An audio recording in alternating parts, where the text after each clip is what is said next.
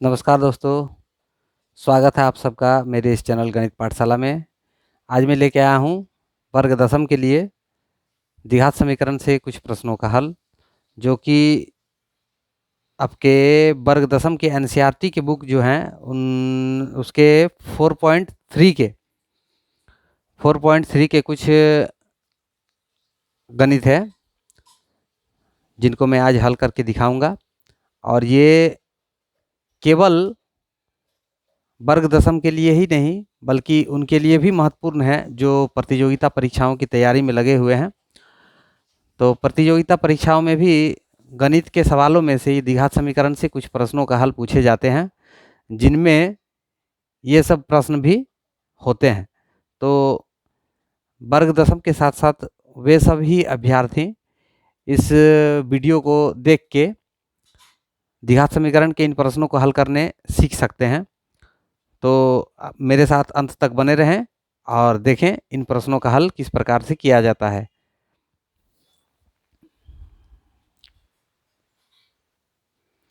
चलिए दोस्तों, चलते हैं आज क्लास की ओर। जैसे कि आज मैंने बताया कि द्विघात समीकरण के बारे में कुछ प्रश्नों का हल मैं आज बताऊंगा। तो द्विघात समीकरण के जो आपके ये चैप्टर हैं वो 4.1 से शुरू हुए थे। 4.1 से लेके 4.3 तक मैंने जो है बता चुका हूं। अब आज मैं स्टार्ट करने जा रहा हूं 4.4 का। इसमें कुछ प्रश्न दिए हुए हैं, तो मैं ये जो एक्सरसाइज आपका दिया, प्रश्नवाली जो दिया हुआ है एनसीईआरटी बुक में 4.4, उसको स्टार्ट करने से पहले मैं कुछ तथ्यों पर नज़र डालना चाहूँगा, जो कि जिसका जिक्र मैंने पहले वीडियो में बता चुका हूँ। देखिए, पहले हम लोग जान लेते हैं कि द्विघात समीकरण आखिर होता क्या है। द्विघात समीकरण का फॉर्म जो होता है वो इस रूप में होता है: ax² plus bx plus c equal to 0। इस रूप में जो समीकरण रहता है उस समीकरण को हम लोग द्विघात समीकरण कहते हैं। इसको द्विघात समीकरण इसलिए कहा जाता है क्योंकि इसमें सबसे बड़ी घात जो है 2 होती है। चर के ऊपर में सबसे बड़ी घात इसमें 2 होती है, इसीलिए इसको द्विघात समीकरण कहा जाता है। द्विघात समीकरण के हमेशा वास्तविक मूल 2 होते हैं। वे दोनों समान भी हो सकते हैं, असमान भी हो सकते हैं। तो द्विघात समीकरण के मूलों की प्रकृति ज्ञात करने के लिए मैंने एक सूत्र बताया था, जिसको कहा जाता है विवेचक। अगर हम इसका विवेचक या विविक्तकर ज्ञात कर लेते हैं तो उससे हम लोग जो है इसकी प्रकृति बता सकते हैं कि इसकी मूल किस प्रकार के होंगे। वास्तविक होंगे, काल्पनिक होंगे, यानी कि नहीं होंगे। यदि होंगे तो वास्तविक होंगे और नहीं होंगे तो काल्पनिक होंगे। और एक स्थिति आती है कि उसमें दोनों मूल उसका वास्तविक होता है लेकिन समान होता है। तो ये तीनों स्थिति को ज्ञात करने के लिए हम लोग क्या करते हैं, डी का प्रयोग करते हैं।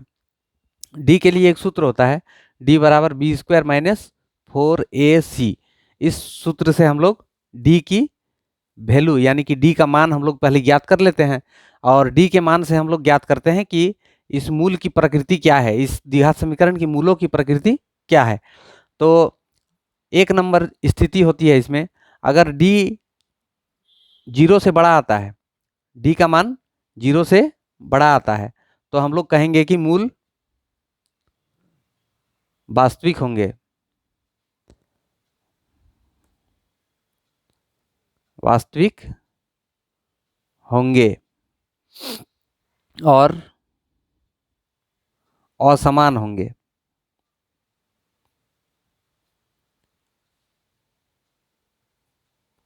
आप लोग एक चीज हमेशा याद रखिए कि द्विघात समीकरण के हमेशा 2 मूल होते हैं। तो दोनों मूल की जो प्रकृति होती है उस प्रकृति को जानने के लिए, मतलब मूल किस प्रकार के हैं, वास्तविक है कि काल्पनिक है, समान है कि असमान है, इन्हीं को जानने के लिए हम लोग पहले डी का प्रयोग करते हैं। इस डी से ही हम लोग ज्ञात कर सकते हैं कि इस मूलों की प्रकृति क्या होगी। तो डी बराबर, यदि डी का मान यदि 0 से बड़ा आए तब हम लोग कह सकते हैं मूल वास्तविक होंगे और असमान होंगे। दूसरा नंबर, अगर डी का मान 0 से छोटा आए यानी कि माइनस में आए, तब हम लोग बोल सकते हैं कि मूल काल्पनिक होंगे। मूल काल्पनिक होंगे।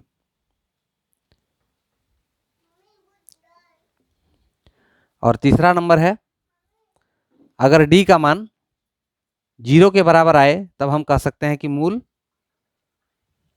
वास्तविक तथा समान होंगे।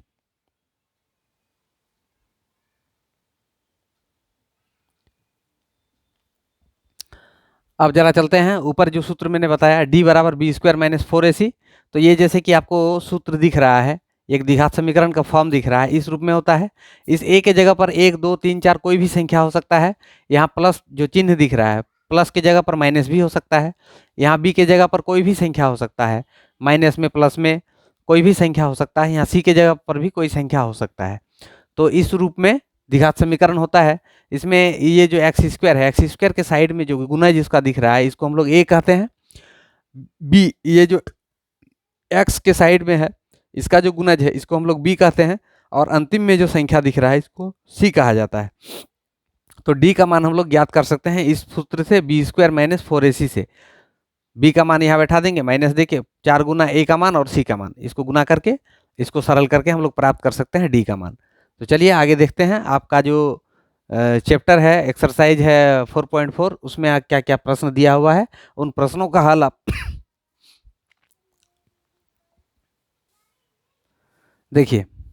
जैसे कि आपका एनसीईआरटी बुक एक्सरसाइज 4.4 में पहला क्वेश्चन है, निम्न द्विघात समीकरणों की मूलों की प्रकृति ज्ञात कीजिए, यदि मूलों का अस्तित्व हो तो उन्हें ज्ञात कीजिए। तो अभी मैंने बताया मूलों की प्रकृति कैसे करके ज्ञात किया जाता है। सबसे पहले यहाँ जो आपका समीकरण दिया हुआ है, इस समीकरण से आप ए बी सी और तीनों का मान लिख लीजिए। तो यहाँ पे देखिए, ए का मान कितना होगा, जो एक्स स्क्वायर का गुणज है उसको हम लोग ए कहते हैं, ए का मान है 2। बी कितना है, बी है यहाँ पे -3। और सी कितना है, सी है यहाँ पे 5। तो हम लोग ज्ञात क्या करेंगे, डी। डी बराबर होता है बी स्क्वायर माइनस 4ac।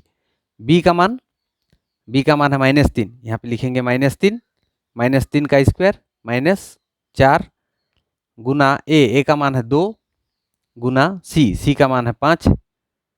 अब इसको हम लोग कर सकते हैं ऐसे, माइनस माइनस प्लस हो जाएगा, 3 तिया 9, 4 दूनी 8, 8 पंचे 40।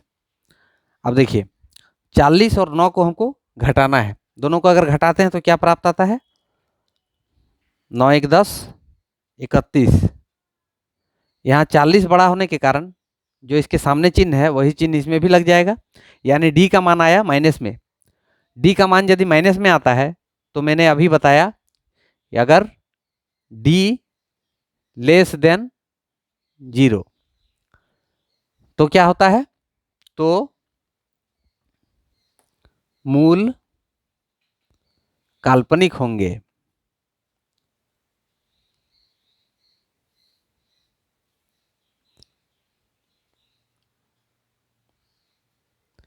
अब काल्पनिक से क्या तात्पर्य है, काल्पनिक का अर्थ होता है कुछ नहीं, काल्पनिक का मतलब होता है कि इसमें कोई चीज नहीं है, यानी कि मूलों का अस्तित्व इसमें होगा ही नहीं, इसीलिए इसका हम मूल ज्ञात नहीं कर सकते हैं। ठीक है, तो ये हो गया पहला नंबर। अब दूसरा नंबर जो इसका दिया हुआ है वो करके देखते हैं, उसमें क्या आता है। अगर यहाँ पे ये कंडीशन आएगा कि यहाँ मूल वास्तविक होंगे, तो यहाँ मूल वास्तविक होने के लिए डी का मान प्लस में आना चाहिए। डी का मान यदि प्लस में आता है तब हम कह सकते हैं कि मूल वास्तविक है। अब मूल यदि वास्तविक होंगे तो असमान भी होंगे। अगर डी का मान 0 आता है तब हम लोग कह सकते हैं कि मूल इसका होगा लेकिन दोनों मूल समान होगा। ठीक है, इस स्थिति में हम लोग देखते हैं दूसरा नंबर प्रश्न क्या कहता है। देखिए आपका दूसरा नंबर प्रश्न है 3x square minus 4√3x plus 4 = 0। इसमें भी वही, पहले हम लोग ए लिख लेते हैं। ए कितना है इसमें 3, बी कितना है -4√3 और सी कितना है 4। पहले हम लोग डी ज्ञात करेंगे। डी बराबर होता है बी स्क्वायर माइनस 4ac। तो यहाँ पे देखिए बी का मान कितना है -4√3, तो -4√3 इसका स्क्वायर -4 गुना ए का मान है 3 और सी का मान है 4। ठीक है, लिख लिए।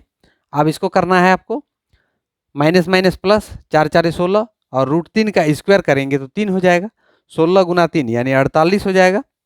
48 माइनस 4 4 16, 16 तिया 48, 48 48 कट गया, बचा क्या 0। देखिए डी का मान आया 0, तो जब डी का मान 0 होता है तब हम लोग कह सकते हैं कि इसका मूल वास्तविक है और समान है। डी बराबर 0, अतः मूल वास्तविक तथा समान है।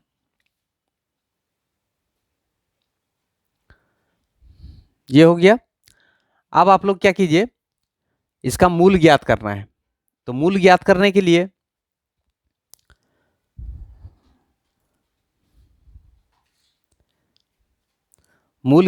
के लिए जो इसका फॉर्मूला होता है उस फॉर्मूला का अब हम लोग यहाँ पे यूज करेंगे।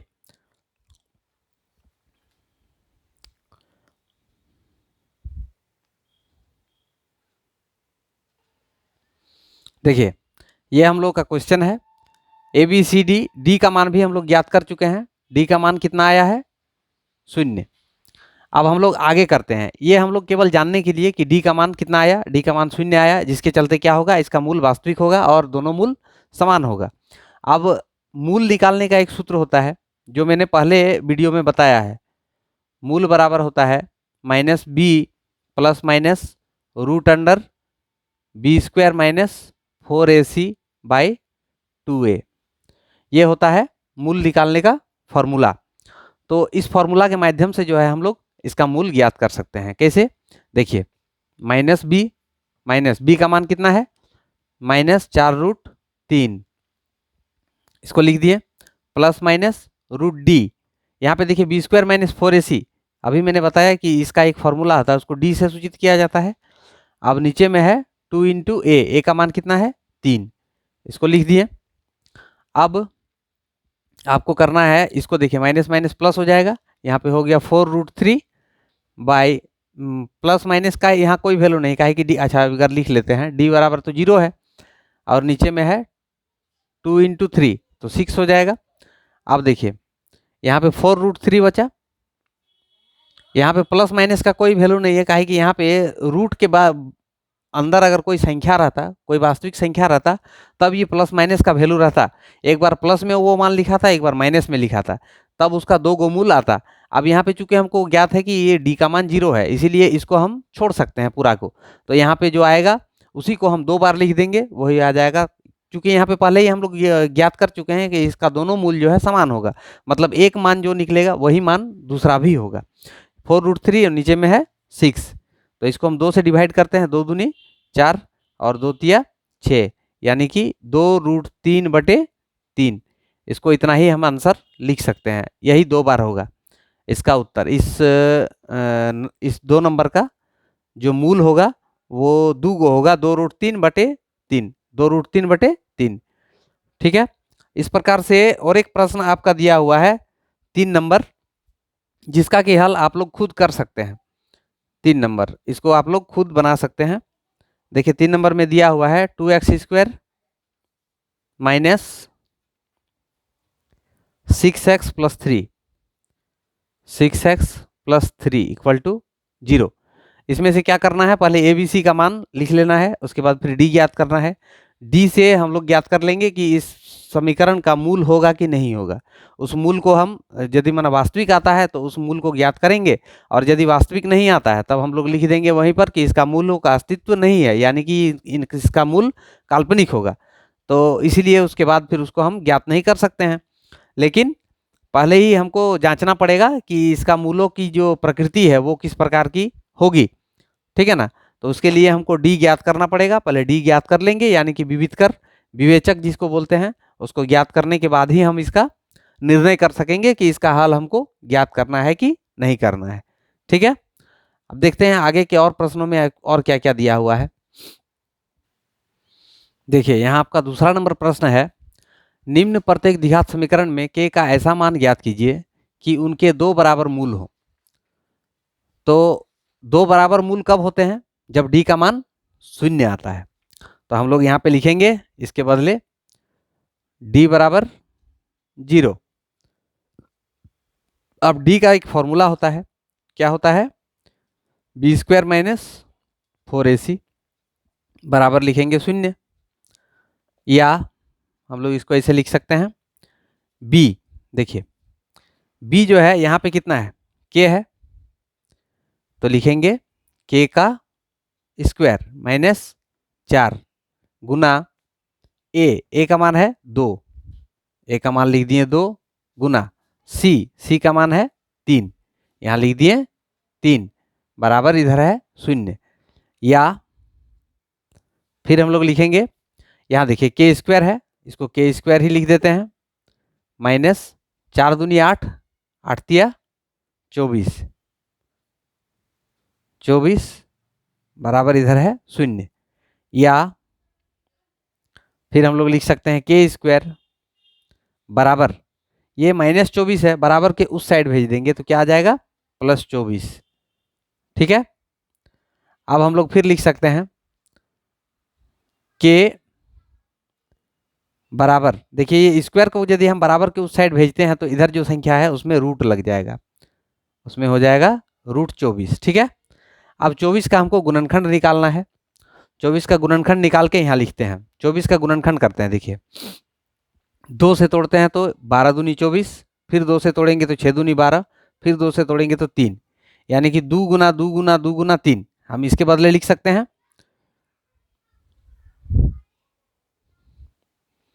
2 गुना 2 गुना 2 गुना 3। या फिर देखिए इसको हम लिख सकते हैं, ये 2 को 2 है इसीलिए एक 2 बाहर आ जाएगा और उसके लिए रूट हट जाएगा। ठीक है, यानी कि एक 2 आ गया बाहर, और तो यहाँ पे कोई ऐसा संख्या नहीं है जिसको हम जोड़ा लगा सकें। यहाँ पे 2 एगो है, 3 एगो है, अलग अलग है, इसीलिए वो दोनों को जो है रूट के अंदर ही रहने दीजिए, दोनों गुना कर दीजिए दोनों को, 2 दूनी 2 तिया 6। तो यहाँ पे हम लोग का आंसर क्या आया 2 रूट 6, यानी के का मान कितना होगा 2 रूट 6। यही इसका आंसर होगा। इस प्रकार से दूसरा नंबर और एक दिया हुआ है जिसका हल आप लोग खुद कर सकते हैं। 2 नंबर में दिया हुआ है K X whole X minus 2 plus 6 equal to 0। अच्छा रुकिए, इसको मैं आपको करके दिखा देता हूँ, थोड़ा सा समीकरण के रूप में बना देता हूँ, फिर आप लोगों को करने में आसानी होगा। देखिए ये है आपका समीकरण, इस समीकरण को अभी पूरा नहीं किया गया है, समीकरण को पूरा करना है, पहले द्विघात समीकरण के रूप में इसको लिखा जाना है। ठीक है ना, तो इसको द्विघात समीकरण के रूप में करने के लिए क्या करना होगा, देखिए के एक्स है, इसको एक्स के साथ गुना करना होगा, तो ये हो जाएगा के एक्स का स्क्वायर। उसके बाद फिर क्या होगा, इस के एक्स का इस 2 के साथ भी गुना होगा, तो यहाँ पे माइनस है, यहाँ पे प्लस है, प्लस माइनस माइनस 2 के साथ के का गुना हो जाएगा यानी 2 के लिखाएगा, और यहाँ पे एक्स है एक्स भी लिखाएगा। ठीक है, उसके बाद फिर लिखाएगा प्लस 6 इक्वल टू 0। अब देखिए ये आ गया आपका द्विघात समीकरण के रूप में। इस द्विघात समीकरण का जो कह रहा है कि इस प्रश्न के अनुसार कि के का ऐसा मान ज्ञात कीजिए जिसके लिए इसके 2 मूल जो हैं वो बराबर हैं। तो 2 मूल बराबर कब होते हैं, जब डी का मान 0 आता है। तो हम लोग यहाँ पे लिखेंगे दोनों मूल समान होने के लिए डी बराबर क्या होना चाहिए, 0 होना चाहिए। तो यहाँ डी का मान हम लोग लिखते हैं B square minus 4ac equal to 0 होना चाहिए। या फिर हम लोग लिखेंगे बी का मान, देखिए बी का मान यहाँ पे कितना है 2k माइनस 2k का होल स्क्वायर। उसके बाद यहाँ पे है माइनस 4 इंटू ए का मान यहाँ पे देखिए के। ठीक है, उसके बाद फिर है इंटू सी का मान है 6 इक्वल टू 0। या यहाँ पे देखिए माइनस माइनस प्लस 2 दूनी 4 के स्क्वायर 4 के स्क्वायर। उसके बाद है यहाँ माइनस 6 चौके 24 के बराबर 0। अब क्या करना है, इसको रहने दीजिए इधर 4 के स्क्वायर माइनस नहीं, यहाँ पे आप लिखिए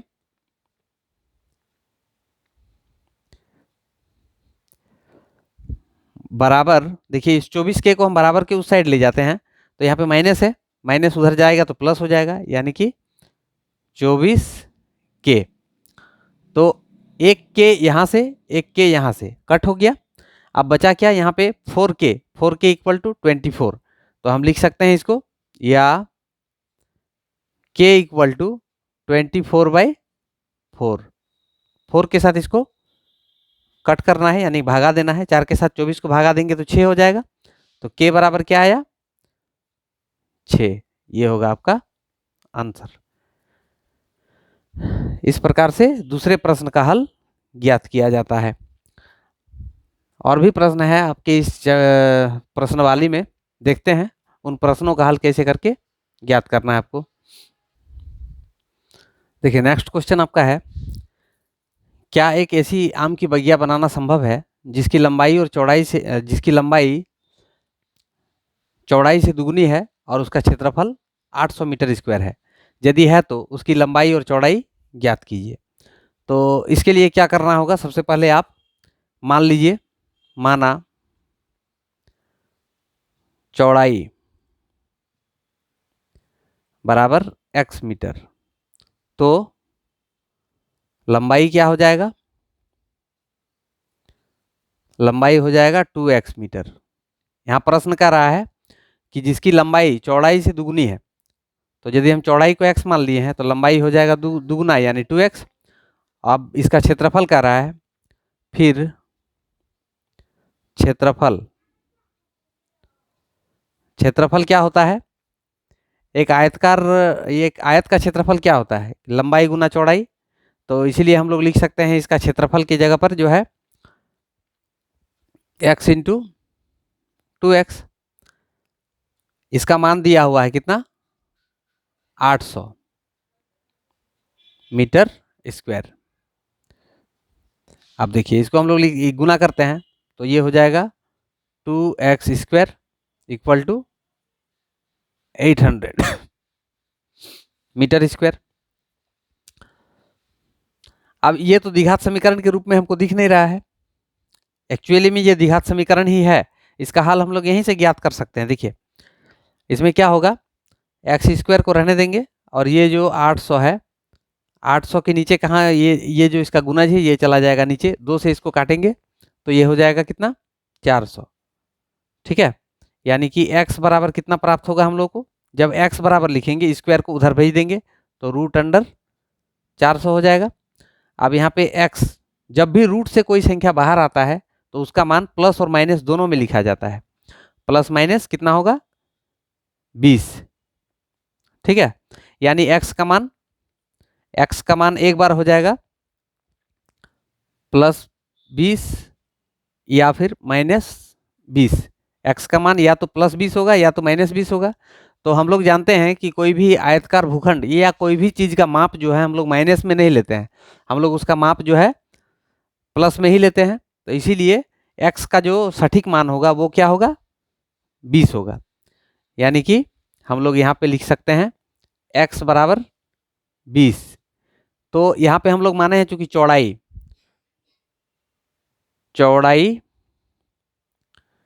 x माने हैं, इसका मान कितना आया, 20। ये हो गया 20 मीटर। और लंबाई माने हैं 2x, तो इसलिए हो जाएगा 2 × 20 यानी 40 मीटर।